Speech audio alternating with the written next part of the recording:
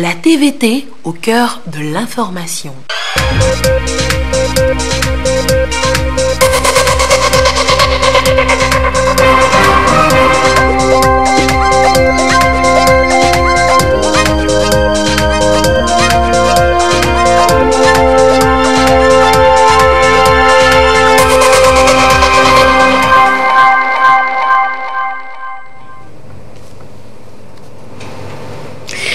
Madame, Monsieur, bonsoir. Il est l'heure du journal sur la télévision togolaise dont voici les titres.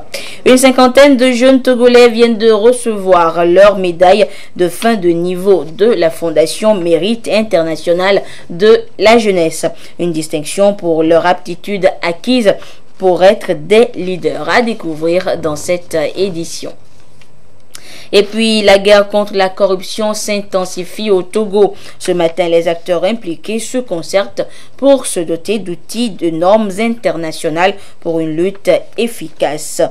À suivre également dans ce journal. Voilà pour les titres. D'abord, direction la présidence de la République où le chef de l'État, Forest Osimhen Gnassingbé, a conféré en début de soirée avec une délégation nigériane conduite par Geoffrey Onyeama. Le ministre nigérian des Affaires étrangères, en tournée dans les pays de la sous-région, est porteur d'un message du chef d'État nigérian Muhammadu Buhari, président en exercice de la CEDEAO, à son homologue togolais Faure Gnassingbé. Nous écoutons l'émissaire du président Buhari au micro de Arnaud Kili. Je suis venu essentiellement pour livrer un message de le président Buhari, président Faure Gnassingbé. Le président Buhari, comme vous le savez, est maintenant le président du CEDEAO. Il veut s'assurer que tout se passe bien en CEDEAO et donc juste pour dire, monsieur le président Faure Gnassingbé, qu'il est là pour aider et complètement à sa disposition et à la disposition de tout le pays de CEDEAO. Donc c'est un tour que nous faisons. Nous sommes allés à d'autres pays, le Guinée-Bissau, le Guinée-Conakry, le Ghana et d'autres pays de CEDEAO, juste pour manifester la solidarité du président Buhari avec tous les présidents du CEDEAO. Et à la primature ce matin, le Premier ministre Commissaire Lom Klassou a lui échangé avec une délégation de la Fondation Mérite International de la Jeunesse conduite par son secrétaire général John May.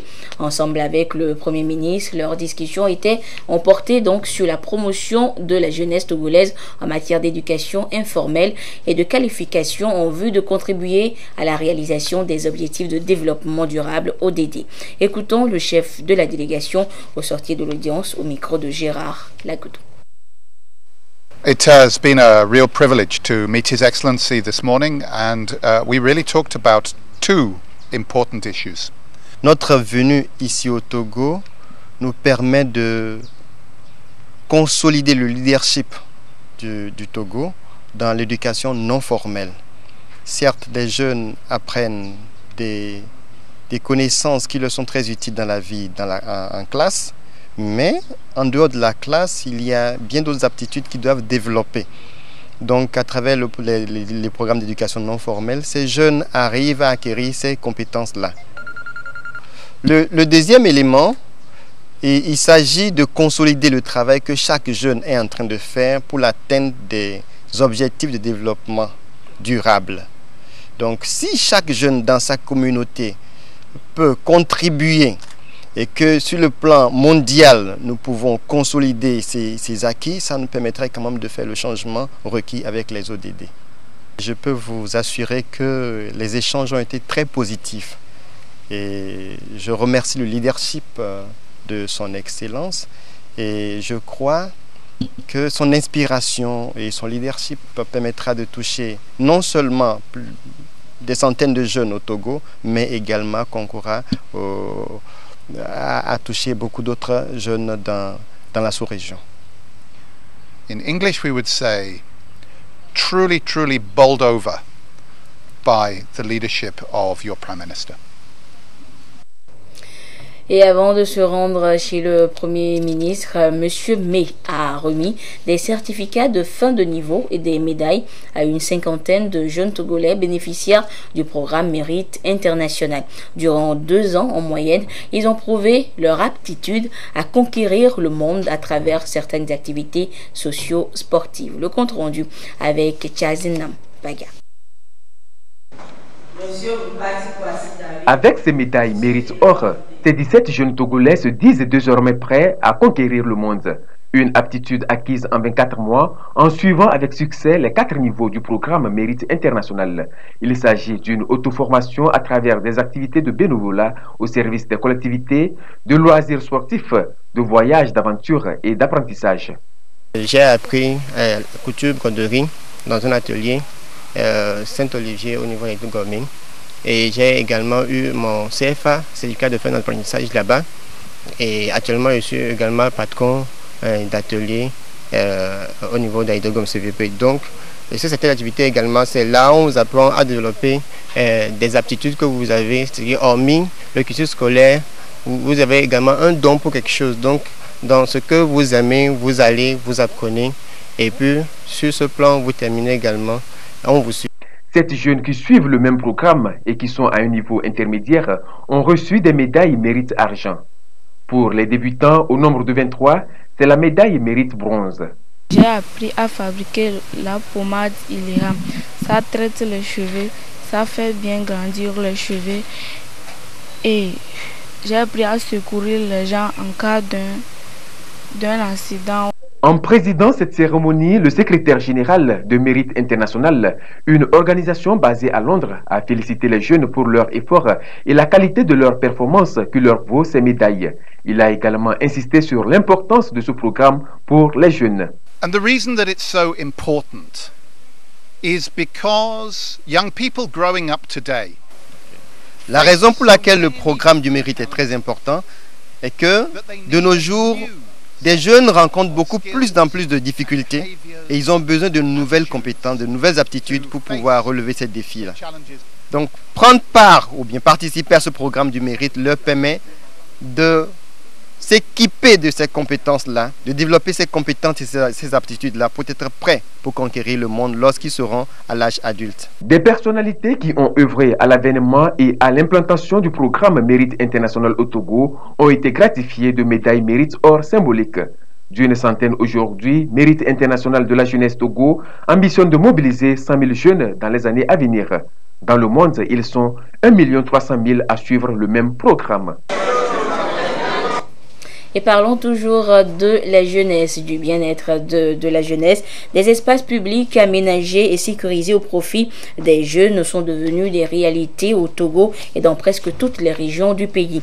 On parle là des maisons des jeunes qui leur offrent ainsi l'opportunité de se réjouir, de se retrouver, d'apprendre et d'œuvrer au développement du pays. Ces centres, comme vous allez le découvrir dans le dossier qui va suivre, constituent à bien des égards des outils au service de l'entrepreneuriat des jeunes et à leur épanouissement socio-économique. Et c'est un dossier signé Augustin Kossi. Depuis quelques années, le gouvernement togolais s'est engagé dans un programme de construction des centres dédiés aux activités socio-éducatives et culturelles des jeunes. On les appelle des maisons des jeunes, de véritables espaces aménagés et sécurisés qui offrent aux jeunes l'opportunité de mener des activités liées à leur épanouissement. C'est une initiative personnelle du chef de l'État qui vise à responsabiliser les jeunes et à leur donner un cadre idéal qui sert à la fois de lieu de distraction et de formation à l'engagement citoyen. Dans toutes les régions, tout a été mis en place pour faire de cette priorité une réalité. Ici, à Djakpanga, dans la plaine de Mont, localité considérée longtemps comme le 6e continent en raison de son enclavement, ces infrastructures ont vu le jour. Cette infrastructure est très importante pour la population de Djakpanga, car avant, les conditions de réunion étaient très précaires dans la localité, où se réunir, ou faire des manifestations, on n'en trouvait même pas. Et avec l'arrivée de cette infrastructure, nous avons constaté qu'il y a possibilité de faire une réunion où il y a une salle disponible de 100 places et c'est une salle moderne bien équipée. On a aussi les dortoirs pour au moins loger les étrangers qui viennent dans la localité pour travailler et repartir. Nous avons un podium qui est déjà opérationnel où les jeunes sont libres de venir faire des spectacles. Maison des jeunes, espace public sécurisé ou encore centre d'écoute et de conseil, ces ouvrages réalisés à travers le pays permettent tout simplement à la jeunesse d'œuvrer avec les acteurs de développement à la culture des valeurs civiques et de la citoyenneté. Dans ce coin d'Abedi, dans la préfecture du Golfe, cette salle de conférence construite au profit des jeunes est source de fierté. C'est très appréciable parce que c'est des cadres qui permettent de recouper la jeunesse et d'écouter cette jeunesse et leurs besoins. Ce centre nous permet surtout de venir et partager nos idées entre nous, la jeunesse d'abord, et de cultiver nos idées, et surtout dans le cadre de comment conserver ces centres et les pérenniser et que ça profite aussi à des générations futures. L'homme est un être social. Il faut en tout temps rencontrer d'autres personnes et je crois que ce cadre offre cette opportunité-là justement de rencontrer d'autres personnes. Quand vous venez ici, vous pouvez rencontrer des gens de secteurs différents, des gens que vous ne rencontrerez pas quand vous restez chez vous. Donc je crois que c'est une excellente idée de multiplier ces centres-là à travers le pays. C'est pas tout le monde qui a des ordinateurs à la maison et tout ça pour pouvoir se former. Et puis c'est à moindre coût ici au centre des jeunes. Ça déjà c'est bon pour la jeunesse. Offrir aux jeunes des maisons d'accueil pour leur participation au développement du pays est en passe de couvrir toutes les régions du Togo. D'Amadahome à Sokode, en passant par Kara et d'Apaon, tout y est. Et tel que le recommandent les Nations Unies pour l'édition 2018 de la Journée internationale de la jeunesse, la promotion des espaces publics sécurisés permet aux jeunes de s'exprimer et de se faire entendre. Les jeunes ont leurs préoccupations. Ils ont des besoins spécifiques propres à eux. Les jeunes ont besoin de se retrouver entre eux. Les jeunes ont du potentiel, ils ont des talents et ils ont besoin d'espaces qui leur permettent de réaliser pleinement ces potentiels et ces talents. Les jeunes ont également besoin de se retrouver entre eux pour échanger. Les maisons des jeunes, les centres aérés ont pour vocation d'assurer l'encadrement socio-éducatif pour ces jeunes-là. Et donc contribuent à l'épanouissement, au bien-être du jeune. Le jeune doit se sentir bien pour pouvoir participer effectivement de manière active à la vie de la société et de notre pays. Nous mettons toujours un lien entre ces différents programmes de volontariat, d'entrepreneuriat avec des espaces justement. Et ces espaces qui sont dédiés aux jeunes offrent l'opportunité pour les jeunes et tous ceux qui ont envie d'organiser des activités pour ces jeunes là de le faire. Et l'engouement de la jeunesse autour de ces différentes initiatives, à l'instar du programme de volontariat national, les vacances utiles, les projets de formation civique et de promotion de l'entrepreneuriat, illustrent la pertinence des mécanismes, des outils qui permettent aux jeunes de faire face aux défis qui ont pour nom la lutte contre la pauvreté, la promotion de la solidarité et de la cohésion sociale ainsi que la protection de l'environnement. Une réunion sur le système de surveillance des informations de sécurité, en abrégé SIMS, a démarré ce matin à l'Agence nationale de l'aviation civile. Une rencontre pour permettre aux acteurs du secteur de la navigation au Togo d'acquérir de nouvelles techniques de surveillance en vue d'une meilleure sécurité des vols aériens. Le point avec Marie-Reine Abeta et Yves Agbevivi. Disposer des données fiables en temps réel relatives aux différentes composantes de la navigation aérienne, puis un traitement rapide des dites informations en vue d'une décision prompte et appropriée. Voilà le nouveau système dit de surveillance des informations de sécurité et sur lequel les acteurs impliqués dans la navigation aérienne au Togo sont en formation à l'Agence nationale de l'aviation civile ANAC.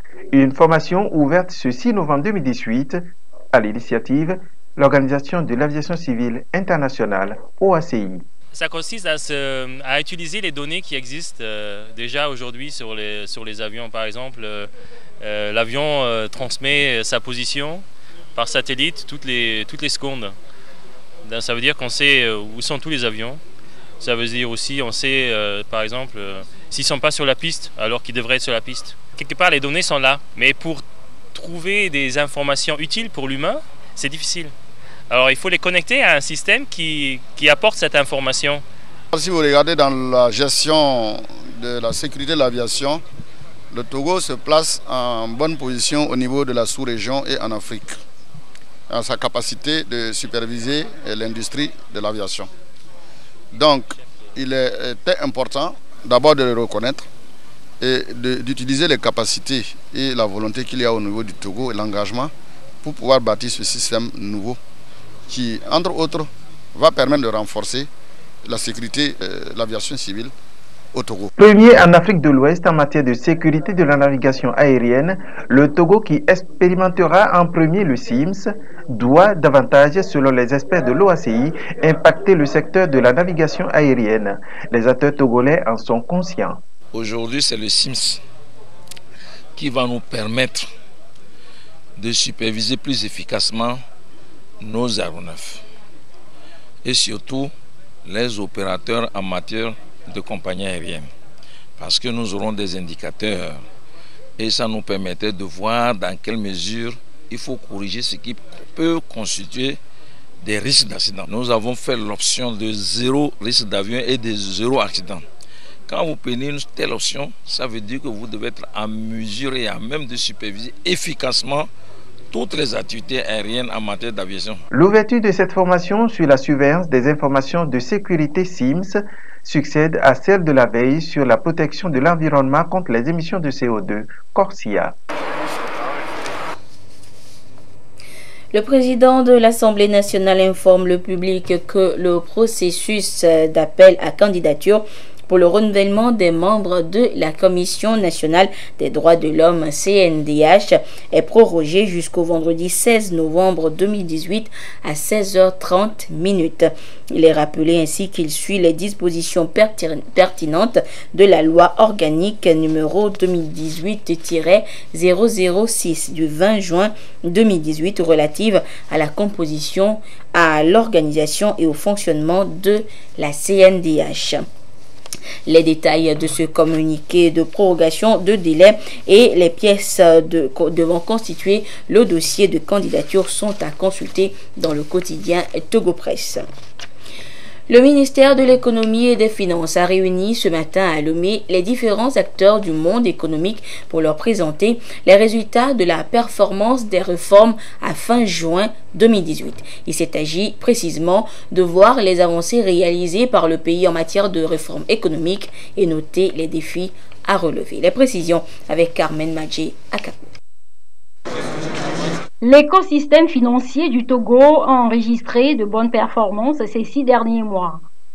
Les différentes appréciations que font les partenaires techniques et financiers le démontrent assez bien. Les résultats de la 3e revue du FMI au titre du programme soutenu par la facilité élargie de crédit FEC, le rapport Doing Business de la Banque mondiale, où le pays fait un bond de 19 points, en sont des exemples. Des progrès qui nécessite un bilan au niveau national. Partenaires techniques et financiers, opérateurs économiques, membres de la société civile, représentants des différents ministères et institutions de l'État sont ici réunis pour évaluer les réformes mises en œuvre de janvier à juin 2018. 2 fois par an, on fait l'évaluation.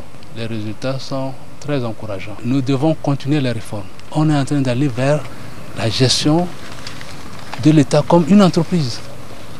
Et on doit avoir un bilan d'ouverture et des comptes d'exploitation, les comptes de résultats. C'est un défi très important. La satisfaction des citoyens reste au premier plan de l'action du gouvernement. Des réformes structurantes, à l'instar du budget programme, dont l'expérimentation va démarrer en 2019, seront mises en œuvre pour offrir aux populations des biens et services de qualité. C'est par les réformes que nous pouvons améliorer notre gouvernance quotidienne, tant des affaires publiques que privées, en acceptant de nous remettre chaque fois en cause pour nous orienter vers la gestion axée sur les résultats prescrits par le budget programme. Ces réformes n'auraient pas été possibles et ces résultats n'auraient pas été atteints sans l'impulsion résolue du chef de l'État qui nous inspire et nous encourage à cet effet. Je voudrais donc rendre un hommage mérité au président de la République, son Excellence, M. Faure Essouzimna Gnassingbé, champion des réformes. Ces bons résultats enregistrés par le Togo suscitent déjà un satisfecit auprès des bailleurs de fonds. Des appuis budgétaires de la part notamment de la Banque mondiale, du FMI et de la BAD sont attendus d'ici à la fin de l'année pour permettre au pays de réaliser son plan national de développement PND 2018-2022. Des réformes déjà mises en œuvre et qui ont d'ailleurs valu ce bond spectaculaire de 19 places du Togo dans le tout nouveau rapport Doing Business. Avec la 137e place, le Togo s'offre la plus grande progression enregistrée en Afrique subsaharienne cette année. Mais quels ont été les facteurs de ce palmarès de notre pays? Lucassi nous en dit plus. De la 156e place, le Togo passe à la 137e sur 190 pays dans le nouveau classement général de Doing Business 2019. Un gain de 19 places obtenu par le pays après avoir cumulé 55,20 points sur le score de la facilité de faire des affaires obtenu sur la période 2017-2018. Le Togo a donc validé 6 indicateurs sur les 11 requis par le classement général de Doing Business 2019. Quand nous prenons la création d'entreprise, vous avez la suppression des droits d'enregistrement et timbres. Il faut rappeler que ces droits d'enregistrement étaient de 2% si c'est un apport en numéraire et 4% si c'est un apport en nature. Aujourd'hui, si vous voulez qu'une entreprise le paye par exemple 2% de 1 milliard, vous n'avez rien à payer. Vous avez aussi la libération du capital minimum qui était fixée à 1 million il y a 2 ans, 3 ans, qui est passé à 100 000, qui est aujourd'hui rendu libre. Quand nous prenons le transfert de propriété, il y a eu la mise en place du guichet unique du transfert de propriété. Président de la Chambre des notaires qui dit, moi-même j'ai essayé de tester le directeur ou l'OTR et j'ai eu mon papier en moins de 10 jours.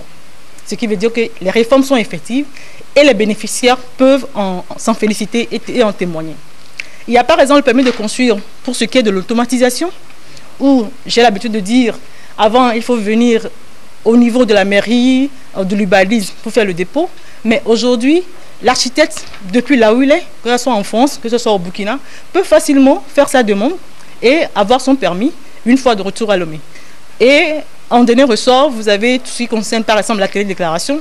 Avant, il faut venir faire la queue au niveau des impôts pour payer ses impôts. Aujourd'hui, depuis votre bureau, vous pouvez également aussi faire votre déclaration en ligne. Avec la qualité de son cadre juridique mis en place et l'efficience de ses processus administratifs, le quotidien des différents acteurs impliqués dans l'activité économique du Togo a drastiquement changé.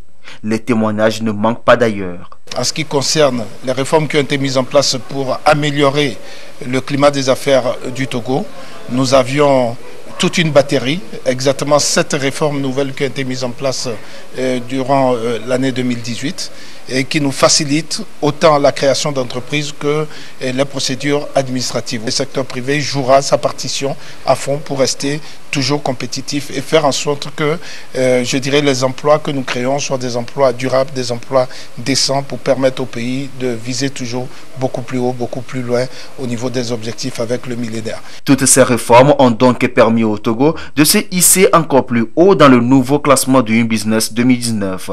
Et grâce à ce travail bien fait, fait, le pays est compté parmi les 10 économies les plus réformateurs du monde. Sur le plan continental, il se révèle être le 2e pays le plus réformateur et 6e sur l'échelle mondiale. Des résultats qui rassurent la Banque mondiale. Le gouvernement s'est donné les moyens, avec l'appui de ses partenaires et l'engagement aussi de toutes les parties prenantes, je veux nommer le secteur privé entre autres, pour arriver à faire des améliorations notables au niveau du climat des affaires. Les résultats commencent à être au rendez-vous. Pour nous autres, la Banque mondiale, en tout cas, nous serons encore aux côtés du Togo pour l'accompagner d'un point de vue technique et bien sûr avec les ressources financières pour l'aider à accomplir encore une fois de plus donc ses ambitions qu'il s'est fixées en matière d'amélioration du climat des affaires. Le classement Doing Business porté par le groupe de la Banque mondiale enregistre cette année un chiffre record de 314 réformes réalisées par 128 économies à travers le monde, dont le Togo qui a su tirer son épingle du jeu. L'Afrique se taille donc la meilleure part des réformes avec un total de 107. Le ministre de la Sécurité et de la Protection civile porte à la connaissance du public que des journées administration rapide de proximité seront organisées du 12 novembre au 1er décembre 2018 dans les régions maritimes et centrales.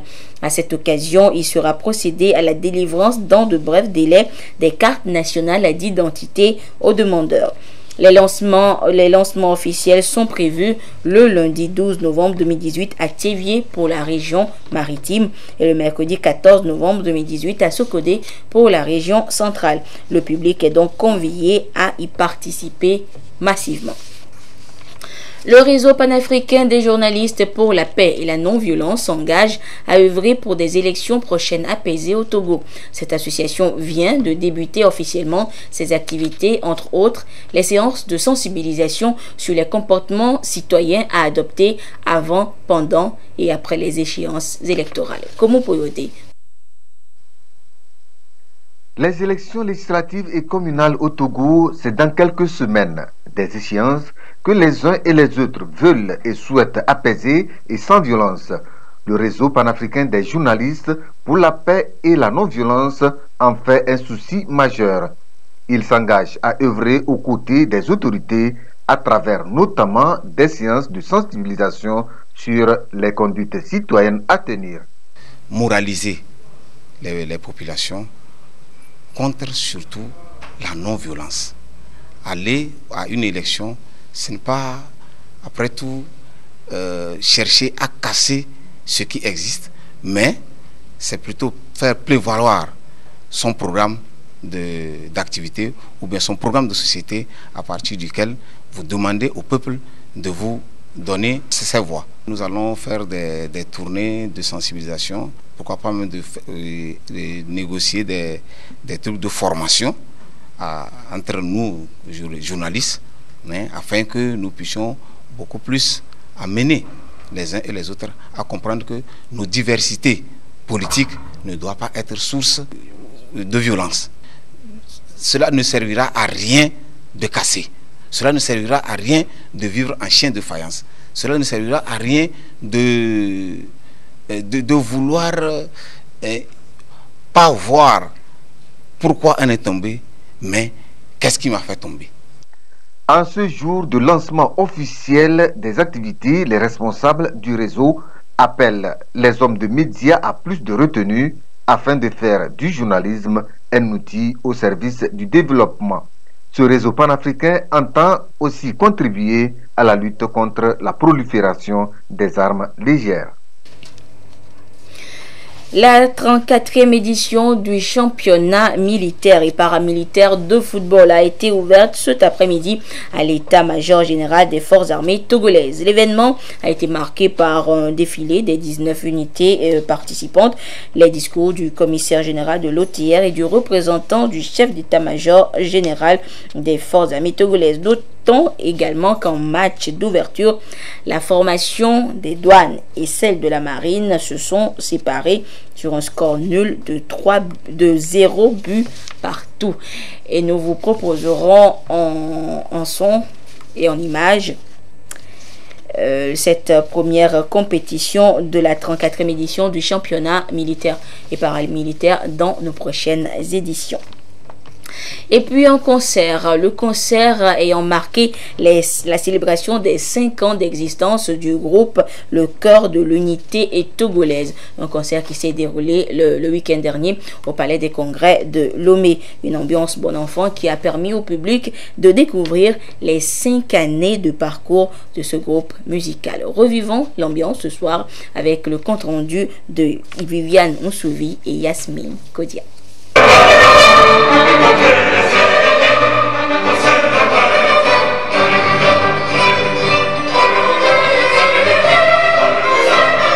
Un jubilé de bois célébré dans toute sa splendeur.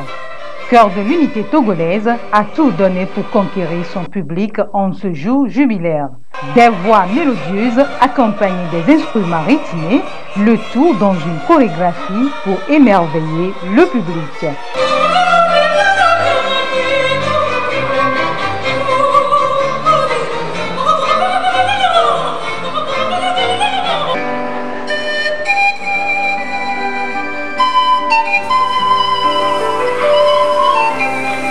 La soirée était très cool et c'était bien.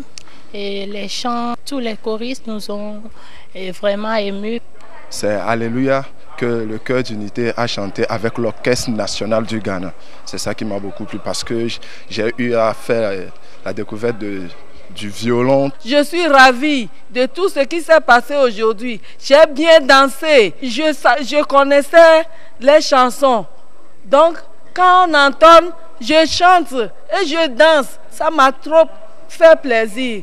Le Chœur de l'Unité Togolaise est une coalition de jeunes choristes dynamiques qui unissent leurs voix pour chanter leur vision, valoriser la culture togolaise.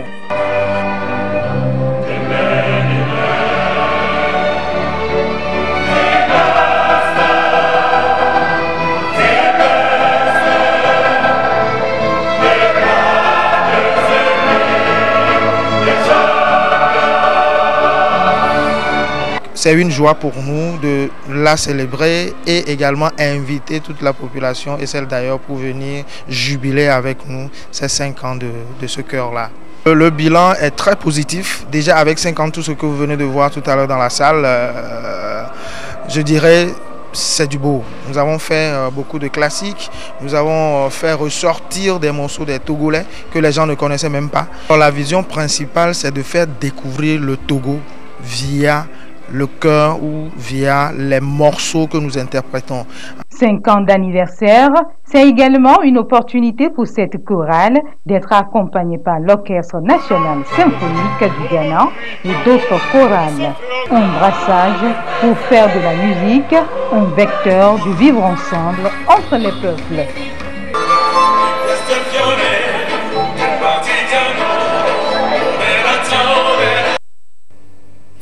Un beau spectacle le week-end dernier au Palais des Congrès de Lomé. Le ministre de la Communication, de la Culture et des Sports et de la Formation civique informe les candidats à l'appel à projet citoyen 2018 que les résultats sont disponibles et que la liste des lauréats peut être consultée à la direction de la formation civique 6 dans l'enceinte de la télévision togolaise TVT ou dans le quotidien national Togo Presse. Et c'est sur ce communiqué que se referme cette édition. Merci de votre fidélité à la télévision togolaise. Excellente suite de nos programmes. Au revoir.